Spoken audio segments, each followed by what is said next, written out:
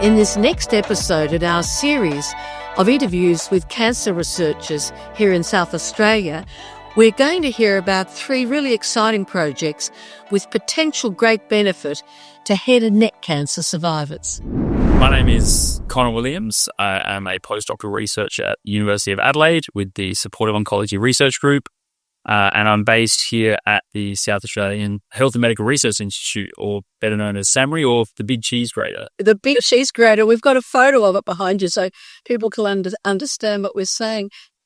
Head and neck cancer patients, you're involved in 3 interesting bits of research. Just first of all, why were you interested in head and neck cancer patients in the beginning? Absolutely, yeah. So my background is far from head and neck cancer. I originally started my research journey in multiple myeloma, and through that experience was fortunate enough to engage with consumers, and that being people who are living with and beyond cancer. And through that process, I sort of encountered the Supportive Oncology Research Group and was introduced to head and neck cancer and was just overwhelmed by the unmet need of supportive care innovation in that cohort of people. And so from there, it's just been the real focus of mine to improve the outcomes and the quality of life for people with head and neck cancer. And is that what supportive oncology is about, the helping of people after treatment? Can you just help us with that? Yeah, absolutely. It's all about these or people who are affected by cancer living, or not only living, but living well, whether that is during their treatment or life beyond. A lot of these therapies that we have, as excellent as they are, they come with countless off-target side effects, which not only, and I think it's saying that is forgotten, that it not only impacts these people during their treatment, but for a significant time afterwards as well. And when you say off-target side effects, what does that mean? So with any cancer therapy, the end goal is to directly target the cancer cells themselves. However, unfortunately, because the cancer cells arise from our own body, these therapies naturally can affect our own healthy cells as well. And so as a result, that's when you get the manifestation or the uprising of those unwanted side effects. Well, we're talking first up about your research into cachexia. So can you explain what that is and what your research is, but also ultimately the benefit you hope it will give to head and neck cancer patients? So I think have had radiation in particular. Yeah, so cachexia essentially is a term for pathological weight loss, which is experienced by or in any sort of disease state. However, it's quite commonly seen in cancer broadly. And so my work particularly is focused on obviously head and neck cancer, and so chemoradiation regimens. So individuals receiving both chemotherapy and radiation therapy for head and neck cancer. And so what we are looking to do with our work is better understand who might be more at risk of developing cachexia and hopefully identify strategies to reduce it. So in a nutshell, what is your research looking at precisely, and where are you up to in terms of its potential benefits to people treated for head and neck cancer? Yeah, sure. So particularly we're looking at one factor known as GDF15. So it's essentially a protein which is expressed in everybody normally at a normal level.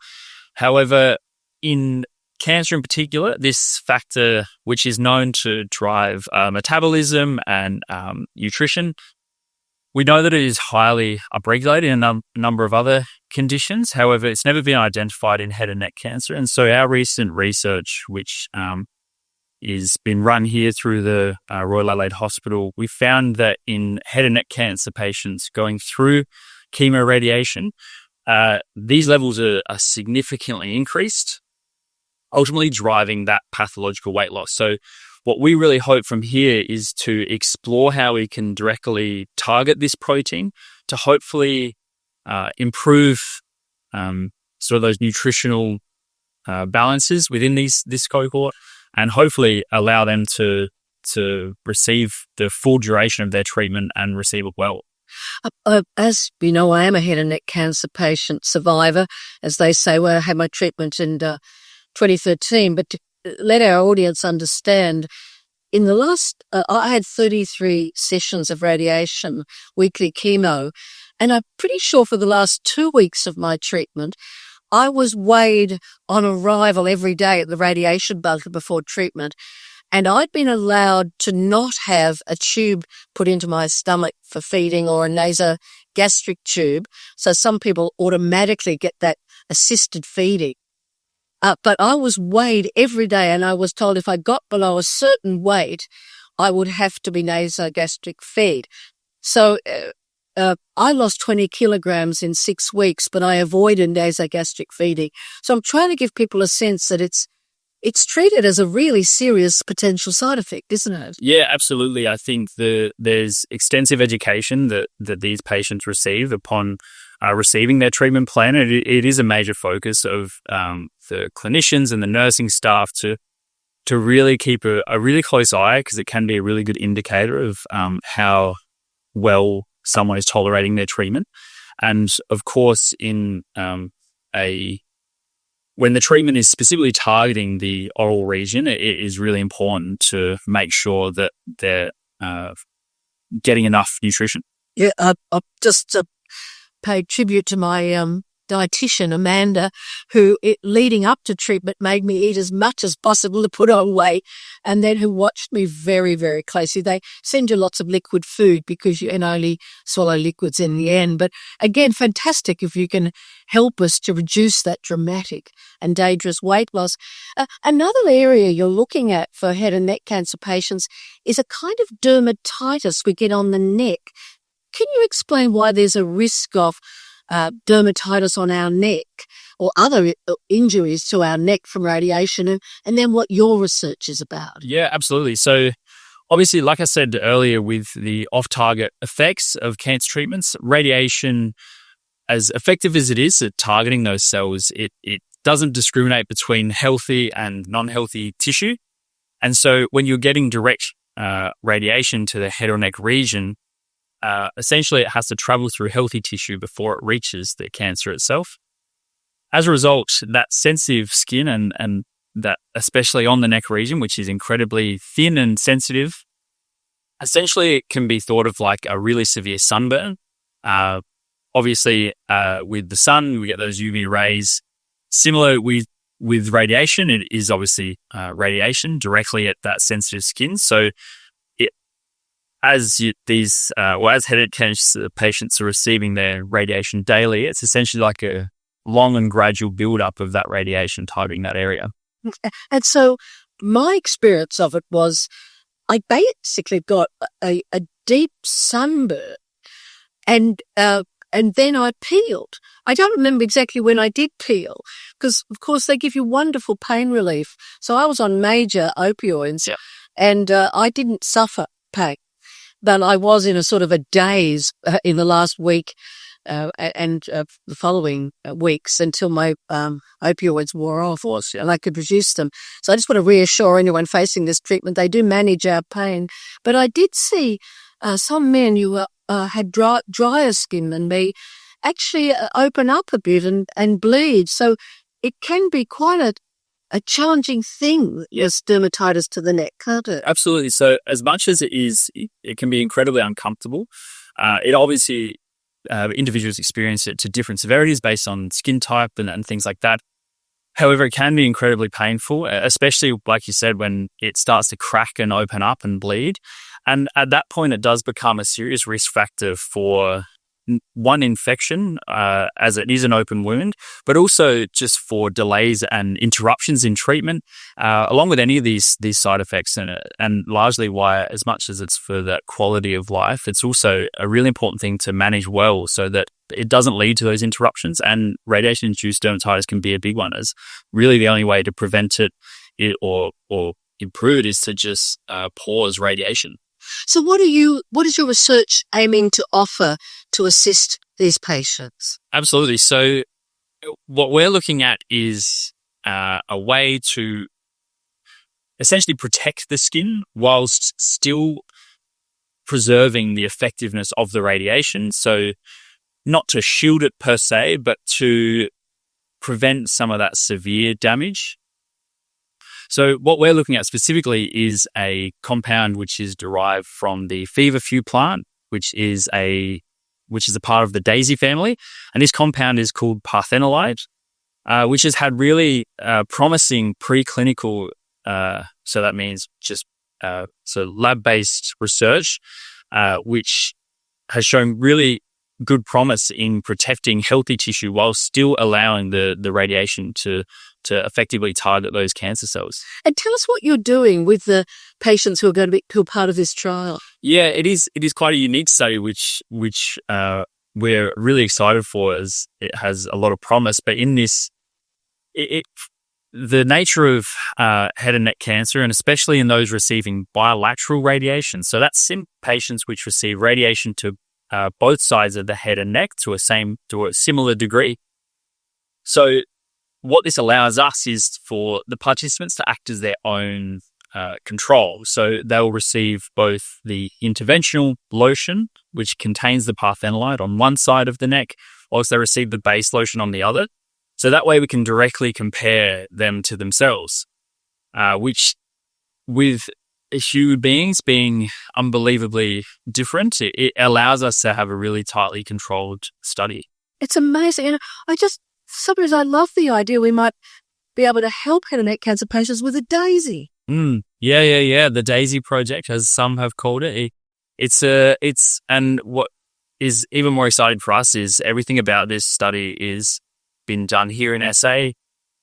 So from the extraction from the feverfew plant all the way to applying this lotion to these participants, it all takes place here in Adelaide. So yeah, it's an incredibly exciting project, given that especially something like radiation-induced dermatitis, currently the only thing for these patients is Solein, which is just a pretty standard moisturizer, where it's a lot more complex than that.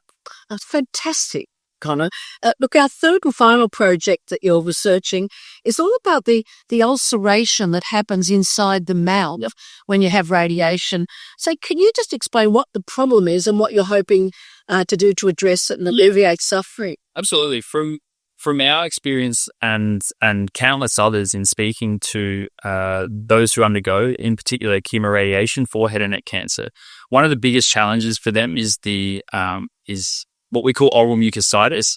And essentially what that means is just ulceration and redness in the mouth, which on surface level can sound, a lot of us have had ulcers before, which can be incredibly uncomfortable. But for these individuals, it's unbelievably painful and commonly reported as the most difficult side effect of these treatment regimens. And so what we want to do is hopefully reduce the occurrence of the severe oral mucositis experience, which will then allow a flow-on effect of things like nutrition, which we spoke on earlier. Could I just say again, for anyone watching this who hasn't had their treatment yet, or family of head and neck cancer patients, I did have this ulceration. I'd describe it to as severe swelling. It was just an extraordinary experience, to be honest with you. But radiation oncologists, as well as being responsible for the supervision of every aspect of the delivery of radiation, they're also in charge of your pain relief. And again, I want to pay credit to my radiation oncologist who managed my pain so well and increased a range of pain relief that I got throughout this. So they are great at helping us cope with it, but there's no way it isn't a very uncomfortable experience. And also it does affect, again, your capacity to keep eating. So what are you aiming to do? It's something to do with the microbiome in the mouth. So can you explain what you're aiming to do, but also explain what microbiome is? Yeah, absolutely. So I feel like in 2025, we're increasingly hearing the term microbiome and its impact on not only our gut, but just our systemic health. It's usually talked about with regards to our gut. However, like it or not, our mouth is full of bacteria, but not to say that's a bad thing. Obviously, the microbiome can be really good, full of those sort of healthy bacteria. However, with radiation in particular, and it's why we see oral mucositis so much in these patients, because it's directly targeted at the oral area, radiation, unfortunately, also can indiscriminately kill those bacteria, all those microorganisms which reside in the mouth.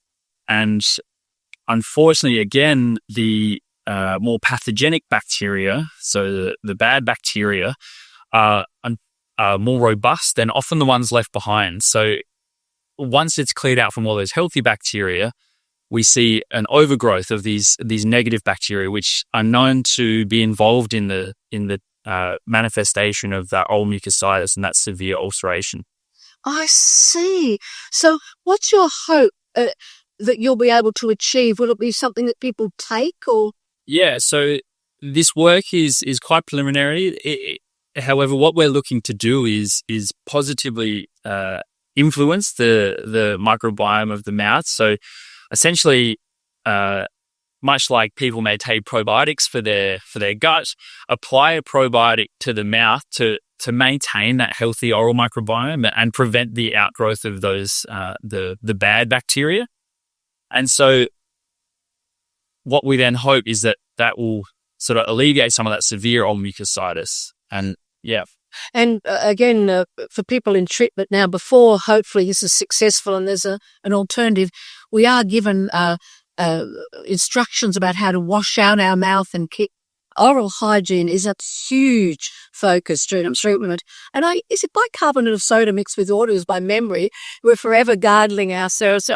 So you have nurses and dietitians, all sorts of people helping you. But Connor, I can't say how excited I will be if your research is successful. Just before we finish, you're having contact with head and neck cancer patients at various stages. Just your reflections, 2 or 3 things that you've learned about the experience of being a head and neck cancer patient. Yeah, I feel very privileged to be able to work with people with head and neck cancer one-on-one throughout my work. It has been incredibly eye-opening, and I think it should be well known, I think, that, like we mentioned earlier, that although the treatment regimen itself comes with those side effects which you're told about, I think that it's not, I think, something to mentally wrap your head around is that it's not as soon as your treatment is done, those side effects will alleviate. It can be a really long journey, which I think is important to have expressed to these patients, and just for them to be able to comprehend as early on as possible, because it's, just that communication around what is to expect is something that's quite important to take on board, I think.